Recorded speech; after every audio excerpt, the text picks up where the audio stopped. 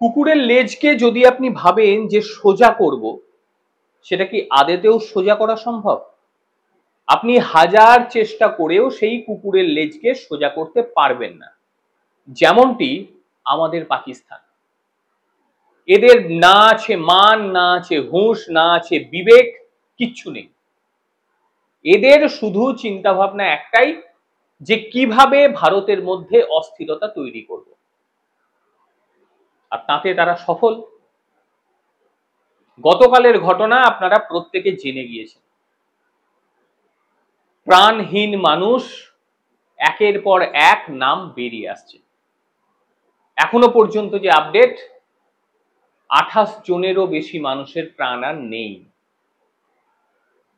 এই বর্বর পাকিস্তানিদের জন্যই আজকে এই ঘটনা, এবং এই ঘটনায় গোটা বিশ্ব রীতিমতো নিন্দে করছে। এবং এই এত নিন্দের পরেও এই বোকা বর্বর অশিক্ষিত জন্তুদের এক ফোঁটা মানবিকতা বলে কিচ্ছু নেই। মানে ভারত এখনো পর্যন্ত কিছু বলেইনি এই ঘটনায়, এটা নিয়ে তারা আবার বলতে শুরু করেছে আমাদেরকে যেন জড়ানো না হয়। মানে ঠাকুর ঘরে কেড়ে আমি তো কলা খাইনি, এরকম একটা পরিস্থিতি তৈরি হয়েছে। জম্মু কাশ্মীরের এই যে সন্ত্রাসবাদ, এটা তো নতুন ছবি নয়, এর আগেও এই রকম দৃশ্য আমরা দেখতে পেয়েছিলাম। আর গতকাল 22 এপ্রিলের যে ঘটনা, একেবারে নতুন অধ্যায়ের সূচনা করে দিল, একেবারে নতুন অধ্যায়। সন্ত্রাসীরা এবার তাদের দৃষ্টিভঙ্গি বদলাচ্ছে এবং যথেষ্ট নোংরা দৃষ্টিভঙ্গি নিয়ে এই সমস্ত সন্ত্রাসবাদীরা এগিয়ে আসছে। এতদিন আমরা সেখানকার পর্যটকদের, নিরীহ পর্যটক, তাদের উপর হামলা দেখিনি সংগঠিতভাবে। হয়তো হামলা হয়েছে, সেই সময় পর্যটক মারা গিয়েছে। প্রায় আপনি যদি 25 বছরের ডাটা কালেক্ট করেন, আপনি দেখবেন যে সংগঠিতভাবে যে শুধুমাত্র পর্যটকদের উপরই হামলা চালাবো এমনটি হয়নি। কিন্তু এটা একেবারে নতুন অধ্যায়, এবং সন্ত্রাসীরা বেছে বেছে পর্যটকদের উপরে হামলা চালানো। আর শুধু পর্যটকই নয়, সেই পর্যটকদের মধ্যে আবার পরিচয় খুঁজে বেরোলো। 2001 সালে জম্মু কাশ্মীরে হামলা হয়েছিল, বেসামরিক নাগরিকরা তারা শেষ হয়েছিলেন। 2006 সালের ঘটনা আপনাদের মনে আছে, দোডায়, সেখানে প্রায় 25 জনের প্রাণ চলে গিয়েছিল। 2017 সালের ঘটনাও আপনাদের মনে আছে, অমরনাথ যাত্রা, সেখানে তীর্থযাত্রীদের উপরে হামলা চালিয়ে দিয়েছিল, সেখানেও 8 জনের প্রাণ চলে গিয়েছিল। অর্থাৎ নতুন কিছু নয়। তবে এবারের ঘটনা পরিচয় জিজ্ঞাসা করে তাদের উপরে হামলা, তার মধ্যে বিদেশিরাও রয়েছে, তাদের পরিচয় জানা হচ্ছে। আজকে একাধিক পয়েন্ট আপনাদের সামনে তুলে ধরব, যাতে ওই ঠাকুর ঘরে কেড়ে আমি তো কলা খাইনি বলা পাকিস্তান, তারা যে পুরো মাত্রায় জড়িয়ে রয়েছে, এটা আমার খুব ছোট মাথায় বা সেখানকার সাধারণ মানুষ তারাও বুঝে গিয়েছে যে পুরো মাত্রায় তারা জড়িয়ে রয়েছে। এই যে ঘটনা ঘটলো, তারপর একাধিক বিদেশি নেতারা তারা কিন্তু টুইট করছে এবং সমবেদনা প্রকাশ করছেন। ডোনাল্ড ট্রাম্প তিনি বলে দিয়েছেন যে সন্ত্রাসবাদের বিরুদ্ধে লড়াইয়ে ভারতের সঙ্গে রয়েছে। জেডি ভ্যান্স তিনি তো রয়েছেন ভারতে, তিনিও টুইট করেছেন। একই সঙ্গে রাশিয়া থেকে ভ্লাদিমির পুতিন তিনিও টুইট করেছে এবং নিন্দা করেছেন এই কাণ্ডের। আন্তর্জাতিক মহলে পাকিস্তান রীতিমতো কোণঠাসা। একই তাদের উপরে অর্থনৈতিক প্রতিবন্ধকতা চাপানো রয়েছে, বিশ্বের বিভিন্ন সংস্থা এই প্রতিবন্ধকতা চাপিয়েছে। তারা চেষ্টা করছিল যাতে এই প্রতিবন্ধকতা কাটিয়ে ওঠা যায়। এরপর তাদের সেই চেষ্টা তো যাবেই, ভিখারি থেকে আরো ভিখারিতে পরিণত হবে পাকিস্তান। আর তারা যে নিকৃষ্টতম কাজটা করেছে, সেই কাজের জন্য মানে খুঁজে খুঁজে বের করতে হবে না ভারতকে, ভারতের হাতেই সবকিছু রয়েছে। আর ক্ষতি দেখুন কত বড় ক্ষতি, সাধারণ মানুষের উপরে তো হামলা করলোই, তারই সঙ্গে তারা নাকি বলে যে সেখানকার কাশ্মীরিদের জন্য তারা নাকি লড়াই করছে, অথচ একদম পর্যটন মরশুম শুরুর মুখেই গোটা কাশ্মীরকে অর্থনৈতিকভাবে শেষ করে দিল। এরপরে কাশ্মীরে আর কেউ যাবে? কেউ যাবে না।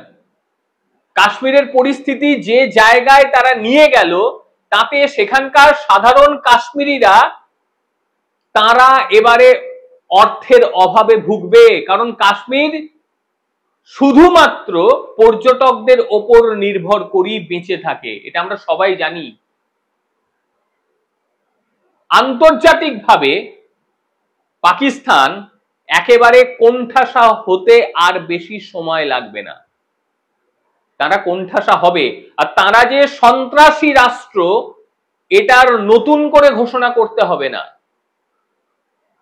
দিব্যি ভালো জায়গায় যাচ্ছিল জম্মু কাশ্মীর, দিব্যি ভালো জায়গা, লক্ষ লক্ষ পর্যটক আসছিল, এমনকি বিদেশিরাও ভিড় করছিল ভারতের সুইজারল্যান্ড দেখার জন্য, প্রচুর মানুষ, কারণ তারা নিরাপত্তার সঙ্গে ছিলেন। এরই মধ্যে এই সন্ত্রাসী হামলা, সেই সমস্ত কাশ্মীরিদের ওপর চাবুক চালানো হলো, যাতে তারা অর্থের অভাবে পড়ে জায়গাটা পুরোপুরি নষ্ট হয়ে যায়। এটা কি হঠাৎ করে হলো? সন্ত্রাসবাদীরা হঠাৎ করে এই ধরনের ঘটনা ঘটালো? আর হঠাৎ করে বেছে বেছে পরিচয় জেনে তাদের উপরে হত্যাকাণ্ড ঘটিয়ে দিল? এটা হয়? এর পেছনে ইন্ধন রয়েছে সেখানকার আর্মি চিফ আসিম মনির। তিনি প্রকাশ্যে ইন্ধন দিয়েছিলেন এবং প্রকাশ্যে ইন্ধন দিয়ে জাতপাত নিয়ে কথা বলেছিলেন। প্রথমে শুনুন কি বলেছিলেন তিনি। पाकिस्तान की कहानी अपने बच्चों को जो है आपने जरूर सुनानी है, ताकि वो पाकिस्तान की कहानी ना भूलें। Well, our forefathers they thought that we are different from the Hindus in every possible aspect of life. Our religion is different, our customs are different, our traditions are different, our thoughts are different, our ambitions are different. That was the foundation of the two nation theory that was laid there, that we are two nations, we are not one nation.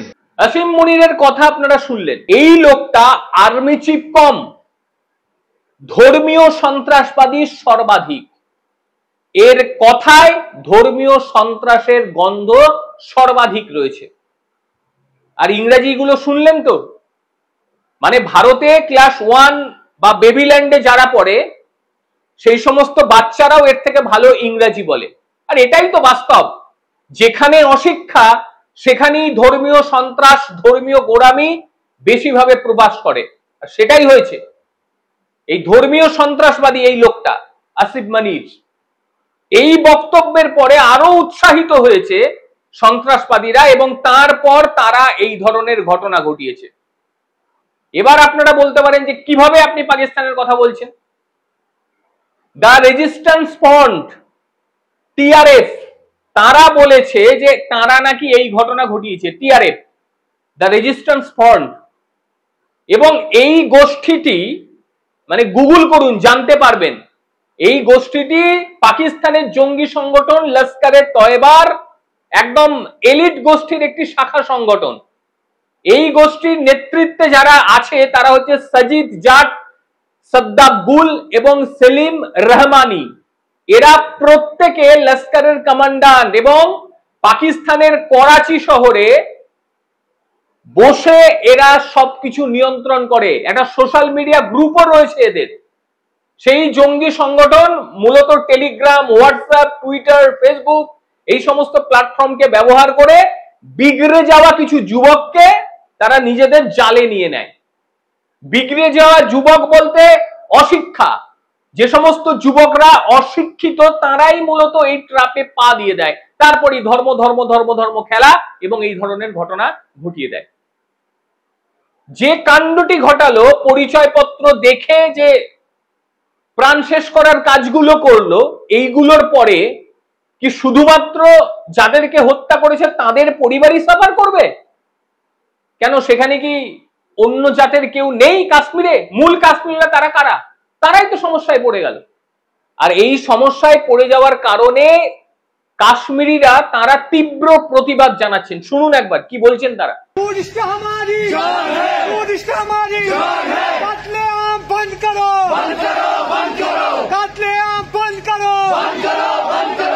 শুনলেন? অর্থাৎ কাশ্মীরিরা তারা এটা কখনো চায় না, সাধারণ কাশ্মীরি এটা কখনো চায় না। এরপর কি মনে হয় ভারতবর্ষ চুপ করে বসে থাকবে? ভারতবর্ষে চুপ করে বসে থাকাটা কি সত্যি মানায়? প্রতিবাদ তো অন্য জায়গায়, এবং এমন প্রতিবাদ হওয়া উচিত যে পাকিস্তান থেকে ইন্ধন আসাটা যেন পুরোপুরি বন্ধ হয়ে যায়, উপযুক্ত ব্যবস্থা গ্রহণ করা উচিত। কি বলবেন? খুল্লা পাকিস্তানের কাছ থেকে এলো ইন্ধন, আপনারাও শুনলেন। সেই ইন্ধনে প্রলুব্ধ হয়ে কাণ্ড ঘটিয়ে দিল। এরপরে আপনার কি মনে হয় এই কুকুরগুলোকে আর কতদিন খুলে রাখা যায়? আবদ্ধ করা প্রয়োজন নেই। ছোট্ট ভিডিও আপনাদের জন্য, অবশ্যই আপনারা আপনাদের মতামত জানাবেন। ভারতের কি করা উচিত সেটাও অবশ্যই জানাবেন। আর আমরাও দেখব ভারতবর্ষ এর প্রতিবাদে ঠিক কি অ্যাকশন নিচ্ছেন। শুধু সার্জিক্যাল স্ট্রাইকে কিছু হবে না, নিমেষে শেষ করতে হবে। খ্যাপা কুকুর সমাজে রাখা যায় না। গোটা পৃথিবীর একই নিয়ম, খ্যাপা কুকুরদের সঙ্গে কি করতে হয় সেটাই করুক ভারতবর্ষ। আমার সঙ্গে আপনাদের মতামত কি অবশ্যই জানাবেন। প্রত্যেকে ভালো থাকবেন, সুস্থ থাকবেন। আবারও দেখা হবে অন্য দিন অন্য কোনো বিষয়ে। ততক্ষণের জন্য নমস্কার।